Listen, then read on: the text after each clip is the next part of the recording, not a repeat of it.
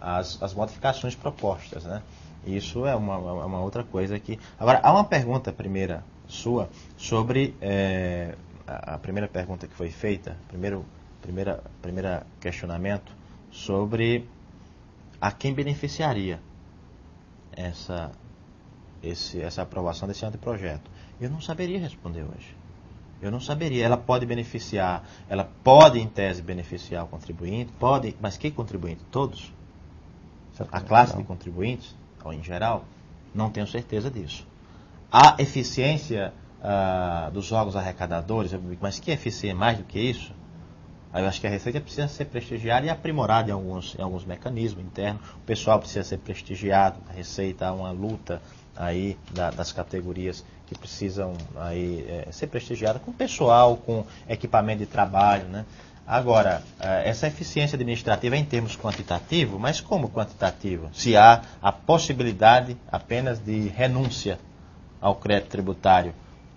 Mas o crédito é podre. Tá, tudo bem, então vamos dimensionar aí eventuais créditos podres, vamos eventualmente redimensionar a política tributária para o futuro para saber se essas multas, se os juros moratórios, se eles estão de acordo com os padrões aceitos no mundo todo, vamos rever mas para o futuro. Se você pegar o passado de forma aberta, genérica, sem uma motivação específica no projeto, e se não há motivação específica no projeto, no anteprojeto, como é que eu vou saber se no ato de concessão, no ato individual e concreto, como é que eu vou controlar essa motivação? Se no âmbito geral abstrato, ou seja, no anteprojeto que poderá virar projeto e lei, né, como é que eu vou controlar essas concessões de renúncia ao crédito tributário? Eu tenho dúvidas. E além da questão de controle, há também uma questão básica aí, é saber até que ponto a transação é possível no direito tributário.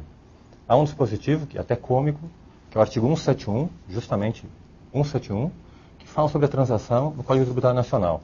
Mas essa transação tem exemplos concretos, aqui em São Paulo, por exemplo, numa dada situação da indústria de laranja, as várias empresas tiveram problemas de exportação, então o governador, através da Câmara dos Deputados, da Assembleia Legislativa, criou uma lei de transacionando os créditos. Aí sim, uma lei específica para aquele fato concreto, aquele domínio econômico específico, aquela contingência econômica que beneficiou todos aqueles que se enquadraram naquela situação. Não é uma lei geral. Uma lei geral, perfeito. Agora, qual o problema da transação como lei geral? A transação é instituída em direito romano, nós conhecemos. Tem dois pressupostos, Michael, você conhece melhor do que eu. Na verdade, eu faço um acordo com você, um acordo de vontades, e firmamos a lei entre as partes. Perfeito. E depois, num outro momento, muda o quadro, eu estou com menos patrimônio, tenho problemas pessoais, então não tenho como solver minha dívida com você, então nós transacionamos o acordo que nós pactuamos através do nosso acordo de vontades. Nós e nós. Nós e nós. Uhum. Só que no direito público não é assim. Eu sou obrigado a pagar tributo não em função da minha vontade. O tributo, por excelência, ex lege, decorre da lei, decorre de um cálculo coletivo, institucional, e se ele decorre da lei, não há vontade que possa dispor sobre esse tributo. Ou seja, não é cabível em direito público eu delegar que vontade que vai poder abrir mão dessa obrigação, desse crédito tributário. É um instituto problemático no direito tributário. Muito problemático. Aliás, no direito público em geral, né? Até a lei geral trata tanto o anteprojeto da lei geral trata tanto da transação quanto da arbitragem, que é um outro problema no direito público, que já vem enfrentando discussões no direito brasileiro de muito tempo. Então não penso que seria uma medida provisória já para tratar desse assunto de uma forma tão tranquila e pacífica. Há um outro aspecto interessante em direito tributário. Juridicidade em direito tributário não se negocia. Não é passível de negociação. Vou negociar o quê? Vou negociar se aconteceu ou não aconteceu o fato gerador? Impossível. É questão de prova. Ou aconteceu ou não aconteceu. Questão de fato, mas questão de direito mais ainda. Vou negociar. Questão de direito, vou negociar se o tributo é devido ou não. A lei fala que é devido, ele é devido. Não tem discricionariedade, não no fato nem na parte. Nem questão de fato, nem questão de direito eu posso dispor sobre essa negociação. O Conselho de Contribuintes é um órgão de altíssimo nível, que discute abertamente, publicamente, tem dificuldade para definir renda, patrimônio, hoje em dia o que é receita, faturamento para PIS/COFINS, e quem que vai ser o Deus, quem que vai ser a parte, vai dizer o que é isso, vai conseguir estar... na verdade eu estou passando por cima da legalidade, então não vou estar discutindo fato tirador, não vou estar discutindo a lei, vou estar... Muda toda a estrutura da tributação, se é isso que nós queremos, podemos discutir, mas eu acho que isso seria um projeto de lei complementar para discutirmos aí no parlamento. Agora, esse anteprojeto do jeito que está, ele muda todo o eixo do sistema tributário brasileiro, né? Principalmente o sistema tributário relacionado aos tributos federais. É interessante, há um termo do Marcelo Neves que ele chama corrupção sistêmica, que é interferência de critérios políticos e econômicos em outro sistema como o sistema jurídico. A transação faz justamente isso. Ela traz critérios econômicos e políticos, afasta os critérios jurídicos e juridiciza, se auto-juridiciza, trazendo para dentro do direito e corrompendo o direito, porque a partir daí, dentro da transação, não importa mais. Não importa a lei, o fato, a motivação. Porque o controle, a motivação é muito fugidia, muito fraca. Então isso não permite o controle a posteriori. Não é mais a lei, porque se incidiu, eu devo o tributo. Não tem. Eu tenho que pagar o tributo. Se eu vou transacionar o tributo, na verdade eu estou confrontando a lei que determinou a obrigatoriedade de pagar o tributo. Ou seja, é sempre um regime de exceção à legalidade. Que seja um regime de exceção, poderíamos até controlar essa exceção, ela sendo específica e individual. Agora, uma exceção geral passa a ser, pelo anteprojeto, uma consagração de uma exceção geral. Então, é uma contradição em termos, não tem como controlar no nível individual e concreto, pelo projeto, pelo anteprojeto que está posto, a forma a quem será concedido, a forma de controle da concessão, a forma de controle dos motivos da concessão, né? Até o anteprojeto, em algum ponto, ele diz o seguinte: as causas de nulidade de um termo de concessão, de transação, ela só pode ser anulada se ferir algum dos requisitos da própria Lei Geral de Transação. Quer dizer, excepciona todo o resto do direito, como se o direito fosse, né, coubesse em caixinhas separadas, e apenas o anteprojeto, que cria um sistema paralelo, poderia dizer assim, ele cria uma autorreferencialidade. Ele só pode ser anulado por ele mesmo. Mas quem decide o que vai ser anulado por ele mesmo são as próprias autoridades que estão insertas nele mesmo. Então, cria uma redoma... Uma autorreferencialidade que a gente pode chamar de um paraíso transacional dentro do direito, que é um não direito que funciona dentro do direito, legitimado pelo próprio direito. Mas, para mostrar isso, não para ficar no papo, vamos trabalhar com a lei aqui concreta, passar, olha, eu tenho aqui em minhas mãos, foi o que eu consegui encontrar. O que é? Bom, deve ser uma forma de comunicado, número 78/2008 do Ministério da Fazenda. Anteprojeto de lei, não tem número ainda, que dispõe sobre transação e arbitragem tributárias nas hipóteses que especifique e dá outras providências. E aqui vem o projeto. Primeiro que não especifica hipóteses, né? Nas hipóteses em que especifica. Não é efetivamente especificação clara de hipóteses. Então, a primeira coisa que eu percebi, Maia, foi a dificuldade de entender o projeto. Eu li toda a lei, tem muita coisa contraditória e que acho que a lei vai criar mais conflito do que já há hoje em dia no direito tributário.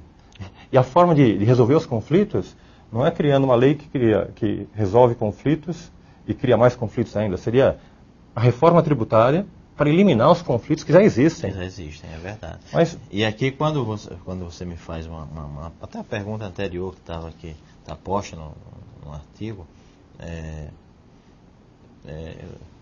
me fugiu agora a memória, mas tem aqui uma pergunta que você fez. Atenderá os reclamos de uma tributação mais justa, eficiente e racional? Primeiro que o anteprojeto ele não trata de tributação, ele trata de extinção da obrigação tributária. A questão de uma tributação justa, eficiente e racional ela é prévia à extinção do crédito tributário. Então, também não seria, de forma adequada, tratado no AMP esses critérios de justa, eficiente e racional tributação. Isso é prévio, é questão anterior ao fato de direito tributário, anterior à criação da própria lei de tributação. Isso é uma questão de política tributária que deve ser discutida, deve sim, não tem a menor dúvida, mas não é o caso de uma lei geral de transação, que está até exposta nos fundamentos do envio do anteprojeto, como sendo atendendo aos critérios de justa, eficiente e racional tributação. Mas é uma lei de transação, ela Ela está na morte do crédito tributário, não no nascimento. Claro, na verdade a eficiência da legislação tributária significa a lei ser aplicada a casos concretos e eu cobrar o crédito. Aí, muito pelo contrário, eu estou trabalhando pela ineficiência da lei, porque eu crio o crédito tributário e depois eu transaciono e abro mão dele. Eu transaciono, eu crio uma expectativa de transação. Né? Eu crio uma expectativa que eu não consigo previamente dizer quais são os critérios que serão utilizados naquela possível transação em matéria tributária. Eu tenho minhas dúvidas, minhas sugestões também ao anteprojeto, que depois poderíamos discutir mais adiante. Maia, só entrando no anteprojeto, o artigo 2, antes do artigo 2, ele foi alterado. Na primeira versão, dizia que em todos os atos e procedimentos dessa lei serão observados, dentre outros, os seguintes princípios: da legalidade, da impessoalidade, da igualdade, da não discriminação, da colaboração, eu não conhecia esse princípio da colaboração, da aproximação da administração aos cidadãos, da modalidade, ou seja, fiquei emocionado quando eu vi aqui a modalidade, a imparcialidade, o interesse público, a segurança jurídica e depois ainda a confidencialidade. Isso no primeiro projeto. No primeiro projeto. Né? No segundo, isso foi implícito, que eu não tenho acesso público às câmaras de julgamento. Em nenhum lugar fala que tem acesso público. É restrito, isso a gente vai ver o dispositivo aqui. Depois fala da eficiência, do princípio da razoabilidade, que não pode faltar, que não significa coisa nenhuma. Depois de nascido o crédito, depois de ser obrigado, a razoabilidade é pagar o crédito, não é? Razoável seria isso. A proporcionalidade. Sentido estrito. A motivação, que não tem também, porque é uma lei de exceção à legalidade, então a motivação vai ser econômica, não jurídica, e por isso impassível de controle. Boa-fé, confiança legítima, economicidade e publicidade e transparência. Aí ficou uma dificuldade de estar entendendo como que eu concilio confidencialidade com publicidade e transparência. Mas esse artigo foi alterado, mas ficou interessante na lei ainda. A lei aqui ainda diz que todos os procedimentos devem respeitar a veracidade, a lealdade, a boa-fé, a confiança, a colaboração e a celeridade. Precisa disso? Acho que em toda lei eu tenho que respeitar isso daqui, não precisa colocar isso por escrito, né? Essa lei, esses princípios já estão, de certa forma, na Lei 9784, a Lei do Processo Administrativo, que ela remete, e não precisaria, está no artigo 37 da Constituição, todos eles estão lá já com a sua carga semântica específica, não precisaria dele.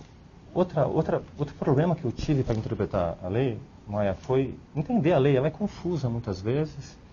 A lei, aí tem um problema. O anteprojeto, né? Ela deveria ser mais obediente à lei do complementar 95/98, né? Que é uma lei que diz como as outras leis devem ser feitas. Né? Deveria ter dispositivos específicos, seções específicas, né? Capítulos específicos para tratar de temas específicos, e a lei ela sai fazendo referências a dispositivos dentro dela mesmo de forma sistemática. Então é realmente uma lei difícil de ser, um anteprojeto de lei difícil de ser entendido. E depois aqui, o poder que ele traz, que ele desloca do próprio legislativo, do judiciário, da fazenda para a procuradoria.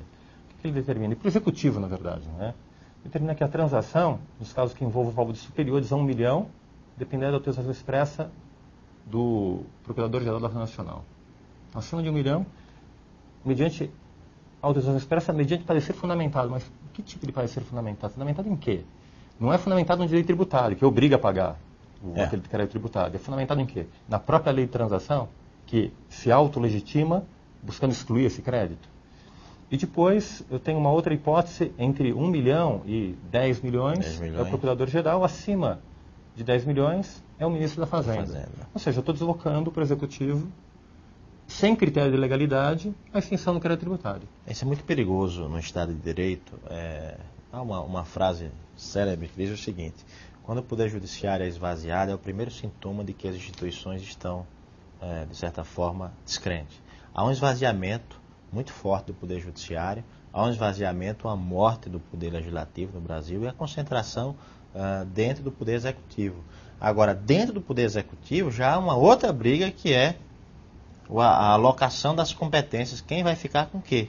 Né? Isso é uma outra discussão que também passa, esse anteprojeto deixa muito, muito claro, um esvaziamento um pouco da Receita Federal do Brasil. Total, porque... Concentração na Procuradoria. Porque, na verdade, o que a Receita discute e cobra através da lei, Conselho de Contribuintes, aplicando a lei, apreciando os fatos, discutindo em câmaras paritárias, o que ele faz através da lei, aplicando e cobrando crédito, eu vou deslocar essa competência para, sem lei, poder negociar o crédito e abrir mão de grande parte do crédito. Né? Sem nenhuma justificação específica jurídica, pelo menos, senão um cálculo econômico contingente e... Nem as variáveis desse cálculo econômico nós conhecemos. Eu, pelo menos, lendo o anteprojeto, eu não consigo construir as variáveis que serão aplicadas no processo transacional. Aliás, é difícil entender o anteprojeto. Me pergunta uma coisa, mãe. Pergunta para mim se eu posso transacionar sobre o crédito tributário, sobre tributos. Pergunta. Pergunta para mim.